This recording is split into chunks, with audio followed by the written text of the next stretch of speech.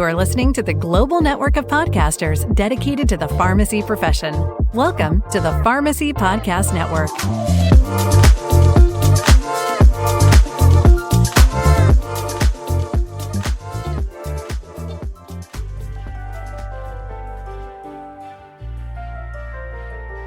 Welcome to the Holistic Pharmacy Podcast. I'm your host, Dr. Marina Buksov, holistic health coach, clinical herbalist, and functional medicine pharmacist, or just holistic pharmacist for short.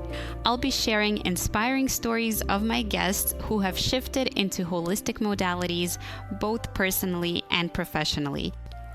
My co-host, Dr. Jenna Carmichael, will be joining me to lead the Journal Club episodes to share an evidence-based approach to holistic and herbal medicine. I'm so glad you're here and hope you enjoy the show. Hey everybody! I can't believe summer is coming to a close very soon and my son has already started school. However, I'm also looking forward to having a more structured and organized schedule after an eventful and busy summer season. And I have a treat for you for the Labor Day weekend with my latest podcast guest, with whom I share a strong hope for health and healing with structure, education, practical tools, and lots of grace. Kathleen Klug is a 40-year veteran in the health and wellness profession and currently serves as an IIN holistic health coach, a health educator at Kaiser Permanente, and a speaker. She is the creator of the Start With One e-course and author of the book Start With One, a simple approach to upgrade your health, body, mind, and spirit. On these platforms, she inspires, informs, motivates, and walks alongside people on their journey to revitalizing their health and wholeness. Learning new behaviors can be complicated, as it's so often that one has practiced unhealthy behaviors for decades. Practice like this, these behaviors become automatic and unconscious. But there is hope, and we can learn to replace long practiced unhealthy behaviors with healthy ones, with planning, practice, support, and self-kindness, starting with one. So without further ado, enjoy the show. Hi, everybody. Welcome back to the Holistic Pharmacy Podcast. I have yet another special guest with me today. Her name is Kathleen Klug, and she's a holistic health coach, educator, and author. So welcome to the show, Kathleen. Thank you, Marina. Thank you for having me. Yes, it's my absolute pleasure. So why don't we start with just a little bit of background of where you grew up and how you got into this line of work in the first place? Okay. Well, I started in a big family of 8 kids. I am a twin. I'm number 7. And my twin sister is number 8. And in the early 80s, when we were not even 20 years old, she started teaching aerobics, and I was her assistant, and I really just taking role so I could take her class, and it was my quote unquote job. I will note during the 80s, this was like the beginning of aerobic dance, followed by the jazzercise phenomenon. So it was really early on, leg warmers, Reeboks, lots of fun, lots of jumping. And just a note, my sister actually won Miss Fitness USA in the 80s. So she was, a big teacher. And a couple of years later, I started teaching also. And over the next 35 years, I was teaching group fitness in different formats, from kickboxing to step to cycle to strength. I also had a training a studio up from my house for personal training for about 10 years. I got my degree in addiction studies and worked in the drug and alcohol field in early prevention and education for several years. I got married and I had a couple girls, so I raised them. And I went to the Institute of Integrative Nutrition, which I loved that program because it was really addressing wellness in the integrated body, mind, spirit way. So today I am a health coach, an integrated health coach, and really helping people identify their health, not just in their body from what they're eating to their movement, but beyond the body into their mind, to their thought patterns and the thought patterns that are productive or unproductive, to their spirit and their sense of belonging and hope and joy. So really helping people identify how to get healthier in a more integrated whole way.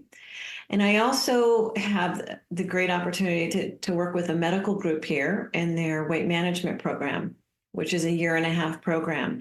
So we teach them skills, first of all, and new ways to behave, new ways to respond, and to practice. That's why it's a 1.5 years. So it's a wonderful program, and I really love facilitating these groups and watching people change their behavior that has very likely been practiced for decades. And so I really love what I'm doing right now, and it's really an integrative approach. Wow, what a lovely story. Thank you so much for sharing that. And by the way, I also trained at IIN, but I did it when they went virtual. Did you get to do it in New York? And where are you based now? I'm in California, and I did it also virtual. Cool. Yes. Yeah. I will say one thing about IIN. When I went through IIN, I felt like I had met my people. I felt like, oh my gosh, I'm not crazy all these years. And because when we have these ideas that we're connected and that, no, I'm not going to eat that. Or, I do have this story where my daughter said, Mom, would you buy me soda? I'm doing this thing in school, and it's going to be, I'm going to show everybody how to do something, and they needed soda. And I said, I'm not buying soda. And I said, I might as well buy your class cigarettes.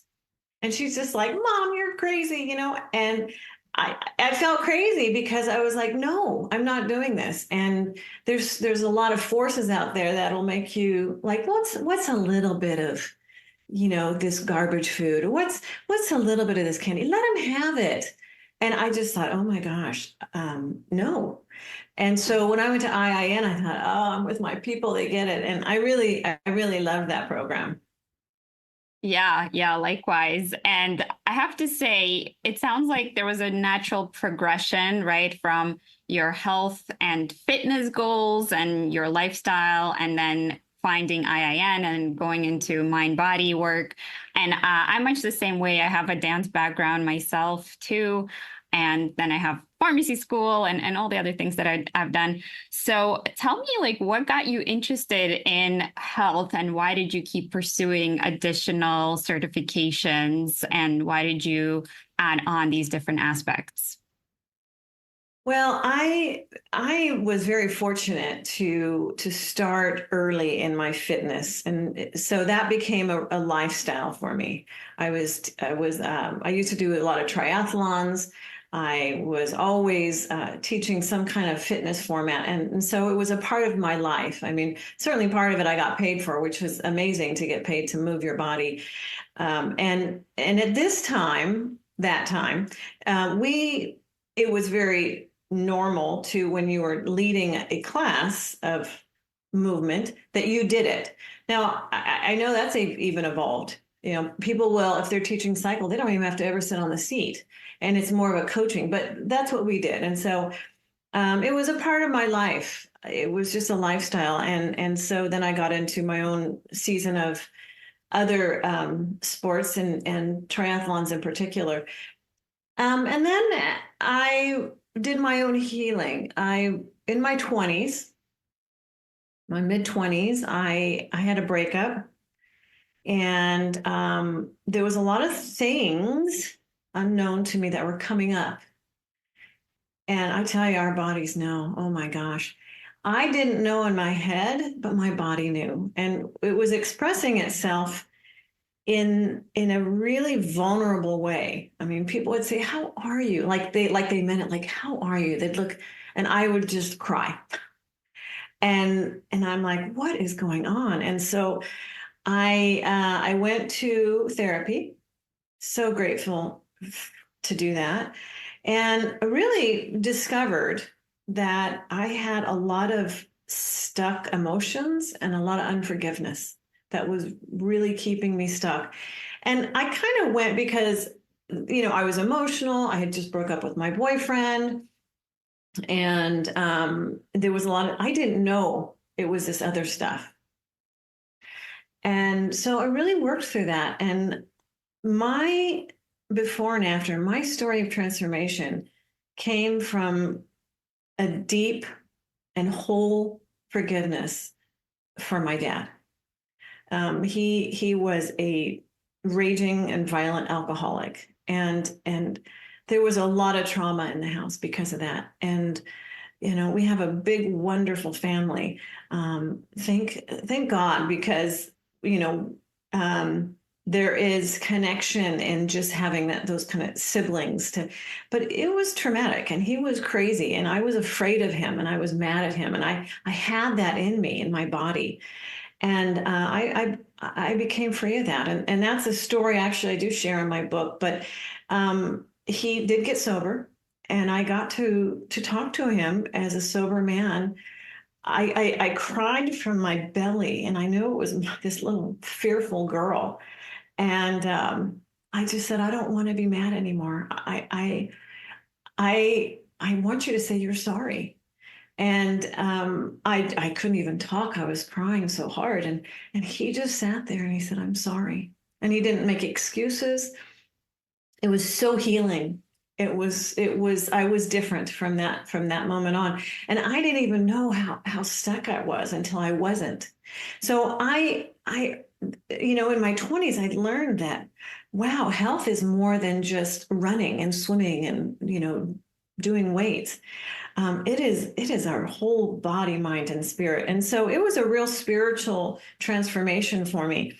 So I experienced it. And then working with people all these years, hearing how they talk to themselves and how they sabotage themselves, and how I just thought, no, we have to change this. And so it was a really natural movement towards this holistic approach to what health, good health, loving health, whole health looks like. So it was just a very natural movement. I'm grateful for everything. I know that nothing we do is wasted, and so all of that was used in a mighty way, and I'm really grateful for it all. Yeah, thank you so much for sharing vulnerably with us. And I have to say, I can also relate. I had a very similar experience in my mid-20s when I was graduating pharmacy school. And at that point, like everything changed. And I also broke up with a boyfriend of a long time. And my body started showing signs of my discomfort and my pain because I actually wasn't processing my emotions and I wasn't really resolving things. And so my body spoke to me like in that way, where I had diagnoses and weight gain and PCOS and lots of acne, like all these kind of diagnoses came out of nowhere. And I started unraveling my own, traumas and all of my patterns and things like that. And now that I'm an entrepreneur, there's also a whole level of spiritual growth and personal development and healing that I'm going through daily. So I really resonate, and I'm glad that you brought that to us and you were open about that. And if you wrote about that in your book, I'm sure there's a lot of good nuggets in there as well.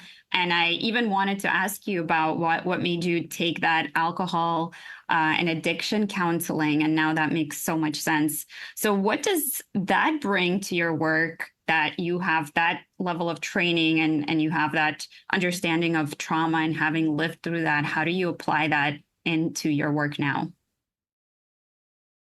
Maybe what I bring is hope and faith, because I do believe I remember in the program my dad was in that kept him sober, got him sober, and kept him sober. They always said there was a hope test. As long as you're breathing, there's hope. And I love that. I love that line. And really, I do believe that. I believe that we have the capacity and the possibility to heal. No, it's never too late to heal. And there's hope for all of us.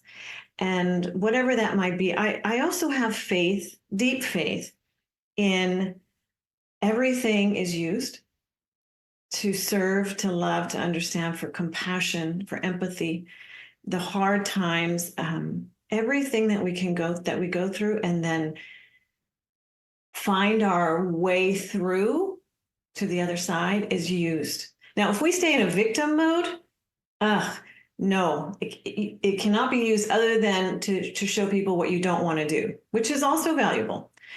But I have a lot of faith in people, and I have a lot of faith in the process of healing. And I know that I believe in the people that come to me, certainly at the beginning, more than they believe in themselves. And I think that's a strength of mine. I see so much potential in people, and I feel like it's a big part of my job to help them see that for themselves, and that they know anything is possible. And there's that saying, tell them what they want, and then you give them what they need. So they present with, I want to lose weight, I want to do this. Okay, I can help you with that. But what I know that they need is they need to start bringing new awareness into their life about how they are creating this, how they have created it, how their thinking patterns, how they are setting themselves up for this life that they don't want. And so they don't present like that necessarily, but it is my work, my job, to help them open up the possibilities into this new awareness. And then it's this new awareness then that they can start choosing differently. And then, of course, when we choose differently, we can create anything. I love that. Yeah, my core beliefs and how I live and how I serve is just by emphasizing the free will that we do have, like you said. So making the conscious choices to eventually stack into behaviors to eventually become the new version of you. So how are you setting up your business and your services, or how did it maybe organically, or I don't know, how did it grow, and how are you now serving people? And then when you serve them, how do you bring that balance between not enabling their maybe negative learned victim patterns, but also being a very kind and compassionate guide for them?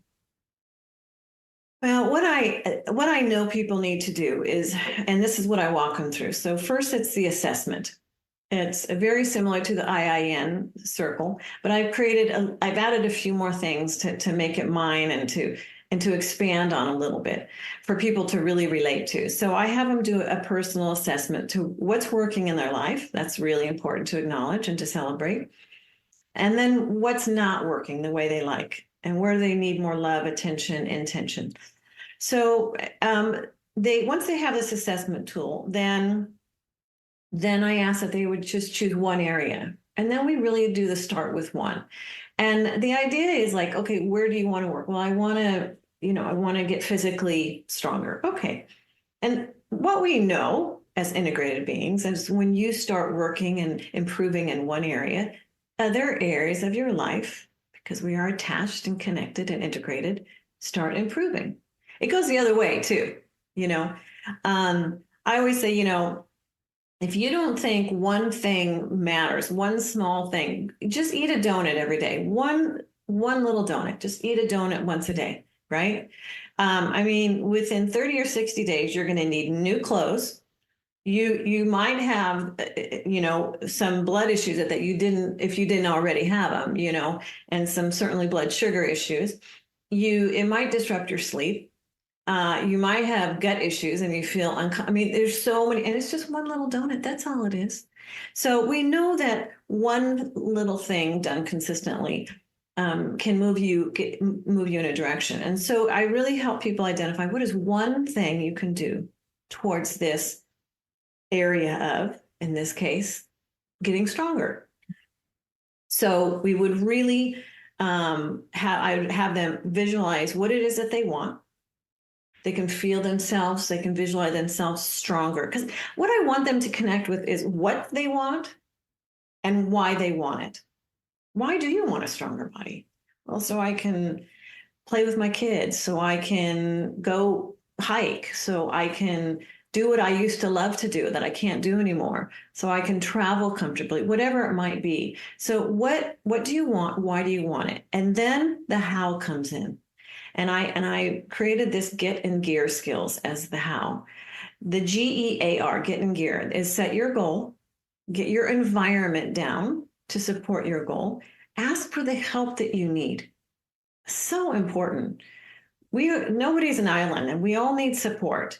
And it can look like a lot of different things, but a lot of people are really resistant to asking for support. And that might be the thing that gets them unstuck, is creating accountability and support in their life. And then the R in the get in gear is reward. And this is about really rewiring the brain. And in this process, okay, this is the how. So the how is, I want to get strong, and this is why. Okay, what's your goal? And when I do the get in gear, I mean, for this particular goal, it's a target behavior to do every day. Okay. It's lifting weights, and in this particular case, getting strong. Okay. Incorporating your weight training. What does that look like? How many days a week? For how long? Are you going to hire a trainer? Whatever the case may be. And so that becomes the actual how to get strong. In this, I talk about, we do mindset, and I know what to talk about through just listening to them. But I was just talking to a gal yesterday, a participant, and she was very, very frustrated. She was in a plateau, and she was really frustrated. And her body hurts, her knees hurt, and she's this and she's that. And I said, I do hear you. But I asked her if she could just bring more focus on to the things that she has accomplished. She's really accomplished a lot, and she's forgetting it. She's forgetting. She's getting stuck in her problems, and she lacks gratitude. So I said, I want you to shift into acknowledging and celebrating where you've come, and gratitude. I think gratitude is one of the best shifts, things that we can shift our state. I think it changes everything. So this is incorporated in all of the work we do. And it's really about bringing awareness to our state of being. Are we stuck in victim? Are we stuck in all our problems? And really helping people shift their thinking, and which shifts the state. I love that. Thank you so much for sharing insight into your process. And I mentor a lot of healthcare professionals that also want to get into coaching and more holistic things. So I'm curious if you could share with us what the business building part has been like, as far as what are you finding that's working, what type of containers you hold, and things like that. Yeah, boy, I always say, I just want to coach people. I just want to facilitate these groups. I love working with people. I don't really like the business part of it. I know it's just like necessary. And I've had to do my own switch in my own brain about kind of these automatic, like, I don't want to do that. And I'm like, okay, wait a minute, I get to do that. So it's not really one of my favorite things. But what I have done is I have gotten support. I've assistance with my social media and my website, and so and different kind of writing and stuff. I've also incorporated AI a bit, which has been helpful. So and then I'm working with a company that's helping get my book out, because I didn't self-publish it. And, right now, it's especially with my book, and I'm moving even more into speaking. So I feel like now I'm shifting gears again. So it's a lot of trial and error, but I work with a lot of people, and they have referrals, and that's probably the best source of what I do and my clients is really referrals. And so I haven't found like the great key to get out in the world real big, other than I work with a lot of people and they help me do that. Yeah, that totally makes sense. Now, is your practice based on one-on-one work, or are you also having other streams of income? I do one-on-one, and I also do groups. I say small groups, and I've always done small groups. I am expanding my groups though, and I am reaching out now into medical professionals who tell their patients, okay, look, you need to lose weight. You need to start eating better. You need to start moving. And they say, come back in 6 months and let me know how you're doing. Because if you don't change this, you're going to be on this medication and this medication and this medication, or they already are. And their patient goes, okay, and then they leave and they don't know where to start. So I'm going to be starting a program in 2025, and I'm just starting this outreach to medical professionals who want to give their patients a resource. Their prescription is you need to start exercising and you need to change your diet. They don't know, the physicians don't know how to do it, and they're not equipped to do that. The patients don't know how to do it. So I want to be a resource for them. And what I want to do is I want to be able to grow the community. So it will be a bigger group. I do facilitate groups right now up to 50. And so it's an interesting dynamic. It's not a one-on-one, but there is a beautiful connection. And I try to really connect the people within the group to each other because they can bond. We meet as a group and then we'll do breakouts. And so it's kind of fine-tuning, like, how do you do that and finding a balance? You know, you have the people that always show up and always raise their hand, and then you have the people that always don't. But it's just kind of finding that fine-tuning. But, you know, I read the book Change or Die by Mr. Deutsch, and he talked about this idea of when we are confronted with, if I don't change, I'm going to die. And he took Dr. Dean Ornish's group, and he looked at them who had the heart disease, and how most people, even faced with this diagnosis of heart disease and just, you know, certain death, if they don't change their behavior, they still don't. So Dr. Dean Ornish had this group, and he's like, we got to do something about that. What works? And you know, the secret sauce is connection, accountability, community. That is what makes the difference. And so this is what I'll be providing now in a bigger way, specifically to referrals for these health professionals. Yes, I love that model myself, and I've been helping my students get those connections too, and that's been working really well.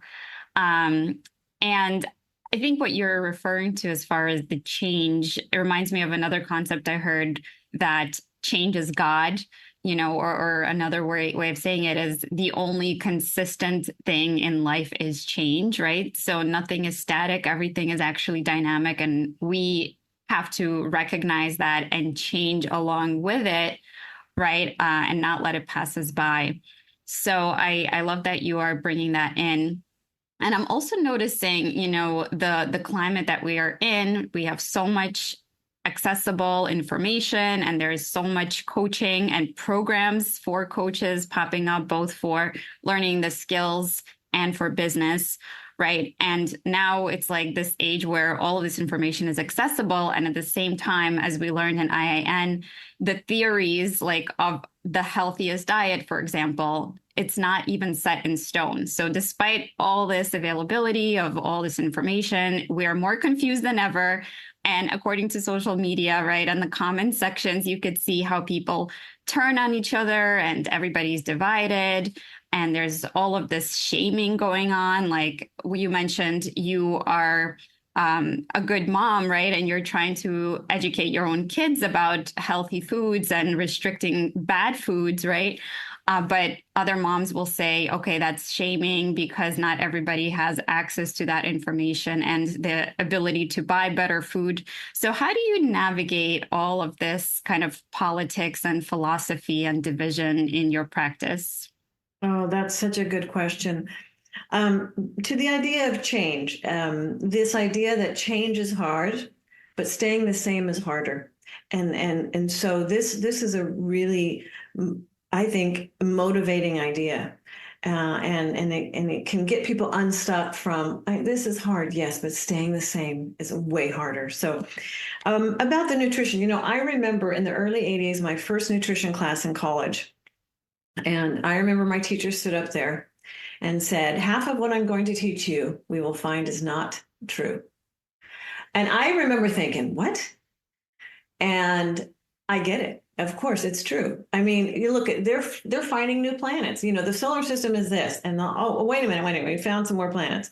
No, nutrition is a science, and so we, first of all, at that scientific level, we're discovering a lot of new things.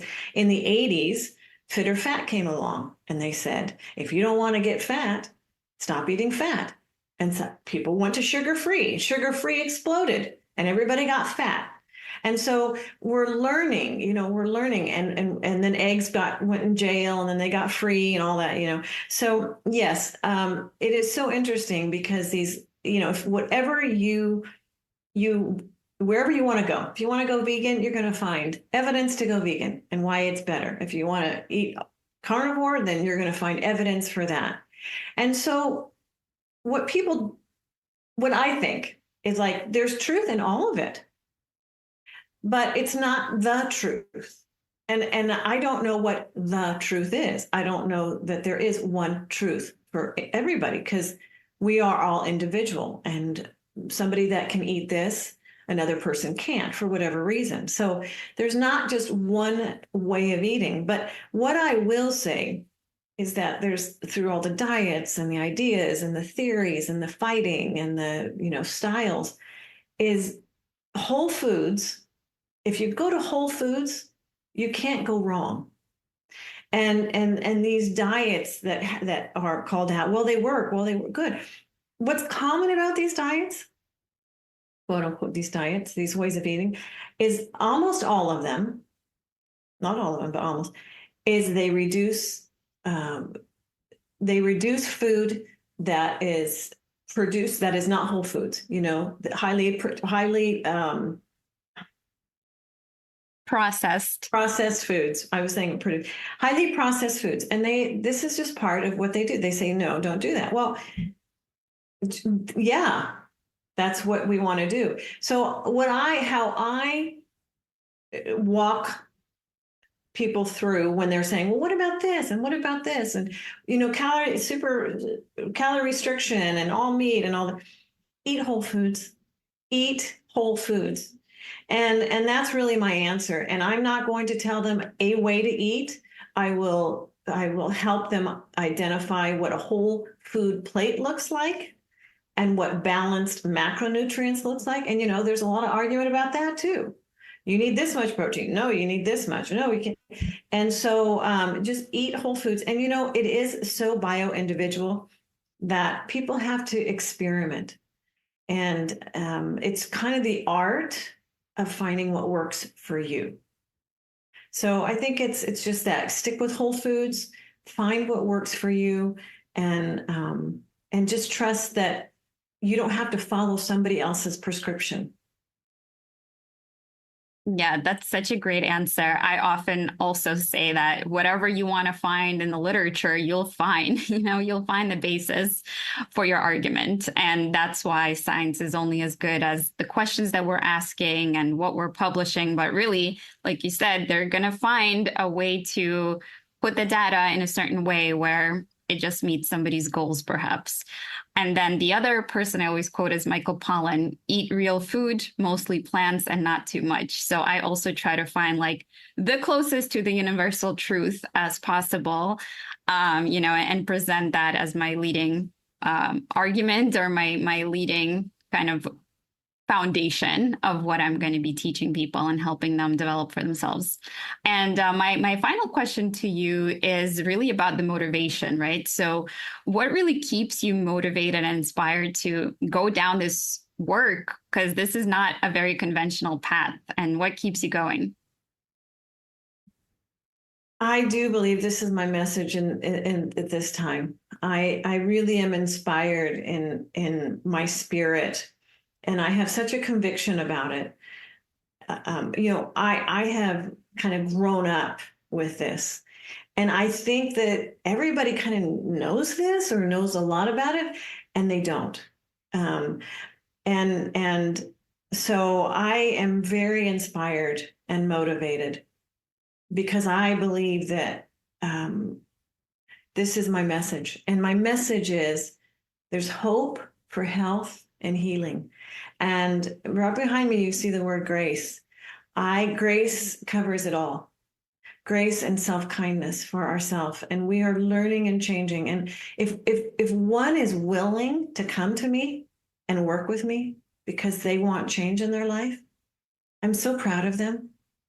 I think it's a beautiful, bold thing to do and courageous. And it's a beautiful step of self-love. And so, I stay motivated. I know this is my message, and change is complicated.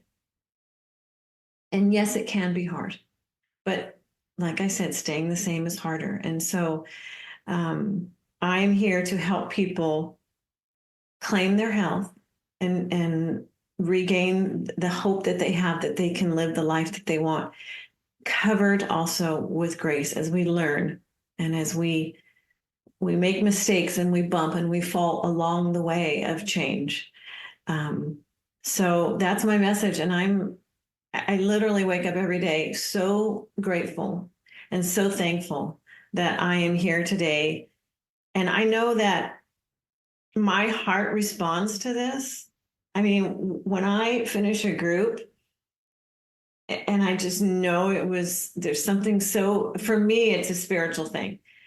I come home, I tell my husband, oh my gosh, I just love what I do. And because, it's about connection with people. And it's like when people's eyes open up and you can serve them in a way that changes something in them, that brings awareness. That is a thrill to me. And it's such a privilege to do what I do. So I really stay quite motivated. Wow, such powerful words. And I'm just getting chills because it hits so true. And I'm sure your clients are also thankful and grateful that they have such a wonderful guide helping them through their challenges and making those difficult changes as we've been talking about. And I also have to comment, you're just such a beautiful person inside and out. Like your skin is glowing. You're so youthful. Your lips are perfect. Your teeth. I mean, you must be doing something right? And that's how you draw people in as well. Well, thank you. It's funny, and I appreciate you saying that. I think first of all, too, it's our energy. We extend our energy out, and that is something that I pay attention to for myself. And gratitude resets me. Prayers resets me. Really connecting with my mission resets me. So I want to be that. I want that to come out. And thank you for that. I tell you what. I have no makeup on. I do put lipstick on because I'm like, lipstick will do wonders. And I have, you can see I do have gray hair, and I feel like right now, and I have for many years as my body has been changing with age, I'm 60. And I'm like, you know what? My job is to really work on this deep self-acceptance. And part of how I do that is I just try to show up as I am. And so I thank you for just seeing beauty in that, because I think that we get this this mirror from other women, and not from men. You know what I mean? When sisters, when the women, feminine energy and women come together and say, "You're beautiful," and we're just who we are. There's even more energy. So thank you for that. I appreciate that. Yeah, we are reflecting each other's energies right now. And I'm so grateful that we had this conversation. And I hope that it helps other people spark something, ignite something in them. And if you just have one more minute left, I'd love to do a rapid fire round with you. Absolutely. All right, awesome. So my number one question I ask everybody is, what's your number one advice to improve somebody's quality of life right now? Start with one. Decide what you want and start with one aligned action to move in that direction. Love it. Question number two is, what's a fun hobby or pastime that you have? I walk every day. That's one of the things I do. I don't know if we call it a hobby. I do it for health, but I do it for my mental health, my spiritual health, my physical health. So that's one thing I do. I just spent 3 months in Costa Rica, which was wonderful. And both my husband and I learned to surf. And I think I love it. It's really fun, and the water is warm, and there's an adrenaline that is just really fun. So that might be a new hobby I might have to seek out. I get these surfers who drop everything to go get the waves. Love it. And then what's your favorite meal to cook or to consume? Oh, I love a good salad, like just it has just lots of stuff in it. I really do love grains. We have a farmer's market. It's my Saturday ritual. And when I come home, I wash everything and I prep everything, and it gets me really excited. I think it's like beautiful. It's kind of like holy to have this beautiful, food right in front of you that was grown from the earth and from the farmers just picked it the day before. And so, yeah, I love a good hearty salad, and then I can throw whatever in it, from some fish to some chicken or whatever it might be. But just a night with nuts and seeds. I put nuts and seeds in everything. So yeah. Awesome. So why don't we end with any advice you have for somebody going through a really tough time or having a really tough day, and then your contact information, how people can find out more about you. Yes. Well, talking with this participant last night reminded me that gratitude shifts us. So it can shift us from feeling really bad, like we don't have enough, or that poor me, or all these things are going tough, to wow, I'm so blessed. And so I think gratitude is one thing you can do right now that can literally change how your body responds, your thoughts, the energy that you're giving out, and then of course the energy that you're receiving because of that. And so gratitude is a superpower, and it's accessible at any time to anyone. And it can just start with thank you for. And so I think that's a huge way to help people. Remind them, really. It's just reminding them. And then people can reach me at KathleenKlug.com. My last name is Klug. I also have KathleenKlugBook.com, which is where my book is at. And Kathleen Klug Health on Instagram. So yes, thank you, Maria. Thank you for what you do, because it takes all of us to be our light, and there's a lot of people that need us, need the information we have, the tools that we have, but also the faith that they can change and get healthy. So I love connecting with fellow workers who have that passion to help and spread the word of this hope for health. So thank you for what you do, and thanks for having me. Thank you so much for being such a gracious guest today. And I learned so much from you, and I really enjoyed being in your energy. And I hope we keep in touch. Have a great day. Thank you so much. Bye. Thank you for tuning in to the Holistic Pharmacy Podcast. I truly hope you enjoyed listening to this episode as much as we enjoyed creating it. If you learned something new from it, I'd love if you could leave us a 5-star review and share it with a friend who might love it too. You can find me on any of the podcast and social media platforms by looking up Holistic Pharmacist or Dr. Marina Buksov. Thank you for your support and see you next time.